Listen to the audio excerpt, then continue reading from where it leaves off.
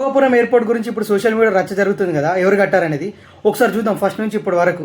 ఫిబ్రవరి 2015లో విజయనగరం పర్యటనలో మొదటిసారి చంద్రబాబు గారు భోగాపురం ఎయిర్పోర్ట్ గురించి ప్రస్తావించారు. తర్వాత టీడీపీ హయాంలో జూన్ 2015లో ఎయిర్పోర్ట్స్ అథారిటీ ఆఫ్ ఇండియా ల్యాండ్కు సాంకేతిక మంజూరు అనుమతి చేసింది. తర్వాత 2015 ఆగస్టులో ఒక పర్యటనలో జగన్ గారు ఎయిర్పోర్ట్ ఎలా కడతారో చూస్తాం అన్న వార్తలు వైరల్ అవుతున్నాయి ఇప్పుడు సోషల్ మీడియాలో. తర్వాత 2016 జనవరిలో కేంద్ర ప్రభుత్వం ల్యాండ్ క్లియరెన్స్ ఇచ్చేసింది భోగాపురంలో. మార్చి 2016 నాటికి రాష్ట్ర ప్రభుత్వం ఈ ఎయిర్పోర్ట్ కోసం 2700 ఎకరాల భూమిని సేకరించింది. 2016 అక్టోబర్లో ప్రాథమిక ఆమోదం కూడా మంజూరైంది. 2017 ఆగస్టులో ఈ ప్రాజెక్టుకి పర్యావరణ రక్షణ ఇతర చట్టబద్ధమైన అనుమతులు కూడా లభించాయి. ఇక ఇదే నెలలో ప్రాజెక్టుకు సంబంధించిన ప్రాథమిక ప్రణాళికలు కూడా సిద్ధమయ్యాయి. ఇక 2019 ఫిబ్రవరి 14న అప్పటి ముఖ్యమంత్రి చంద్రబాబు నాయుడు గారు ప్రాజెక్టుకి శంకుస్థాపన కూడా చేశారు. ఇక ప్రభుత్వం మారిన తర్వాత 2020 జూన్ 12న వైఎస్ఆర్సీపీ రాష్ట్ర ప్రభుత్వం మరియు జిఎంఆర్ గ్రూప్స్ మధ్య కన్వెన్షన్ ఒప్పందం కుదిరింది. ఇక 2022 సెప్టెంబర్ 5 నాటికి మొత్తం భూసేకరణ పూర్తయ్యాక మళ్ళీ తిరిగి జగన్ గారు 2023 మే 3న శంకుస్థాపన చేశారు. ఇక 2023 నవంబర్లో